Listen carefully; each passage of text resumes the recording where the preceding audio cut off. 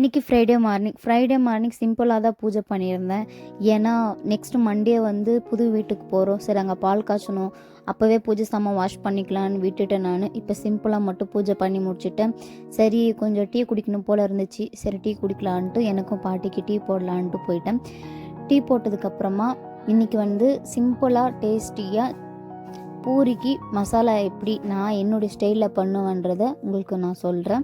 உருளைக்கிழங்கை நான் வந்து வேக வச்சுட்டேன். அதெல்லாம் எடுத்து க்ளீன் பண்ணி அந்த மேலே இருக்க தோலெல்லாம் எடுத்து வச்சதுக்கப்புறமா டீ வச்சிட்டு இருந்தேன். அது ஒரு பக்கமாக ஆகிட்டு இருந்துச்சு. ஒரு பேன் எடுத்துக்கோங்க. 1 டேபிள் ஸ்பூன் எண்ணெய் ஊற்றி 1 டேபிள் ஸ்பூன் கடலைப்பருப்பு போட்டு நல்லா செவக்க விட்டுறணும். செவந்ததுக்கப்புறமா உளுந்து, அப்புறம் சோம்பு, வெங்காயம் போட்டுக்கினேன். வெங்காயம் கூட பச்சை மிளகா ஒன்று எடுத்துக்கிட்டேன். வெங்காயம் அதிகமாக இருந்தால் நல்லாயிருக்கும். அது நல்லா க்ரன்ச்சியாக வதக்கி விட்டதும் கொஞ்சமாக இஞ்சி எடுத்து இடித்து போட்டுக்கிறேன். அப்புறம் கறிவேப்பிலை போட்டுக்கிட்டேன். அதெல்லாம் நல்லா மிக்ஸ் பண்ணி விட்டுட்டு தேவையான மஞ்சள் போட்டுக்கிட்டேன். வேக வச்ச உருளைக்கிழங்கு ஒன்றும் பாதியுமாக மசிச்சு போட்டுக்கிறேன்.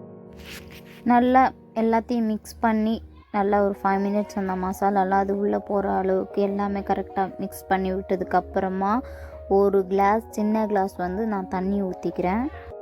அது நல்லா மிக்ஸ் பண்ணி விட்டதுக்கப்புறமா ஒரு கொதி வந்ததும் 1 டேபிள் ஸ்பூன் பொட்டுக்கடலை மாவு கரைச்சி ஊற்றி ஒரு கொதி வந்ததும் கடலை மாவை விட பொட்டுக்கடலை மாவு டேஸ்ட்டும் கன்சிஸ்டன்சியும் நல்லா இருக்கும்.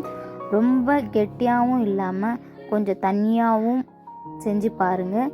பூரி மட்டும் இல்லாமல் இட்லி தோசைக்கு கூட ரொம்ப நல்லாயிருக்கும். எல்லாம் முடிச்சதுக்கப்புறமா டீ போட்டு குடிச்சிட்டேன். இப்போ பூரி மசாலா ரெடி. இந்த பூரி மசாலா அவ்வளோ டேஸ்டியாக இருக்கும். கண்டிப்பாக செஞ்சு பாருங்கள். சிம்பிளாக தான் இருக்கும். நம்ம ஹோட்டல் ஸ்டைலில் பண்ணாலும் சிம்பிளாக இருக்குது. செஞ்சு பாருங்கள். ஓகே, பாய்.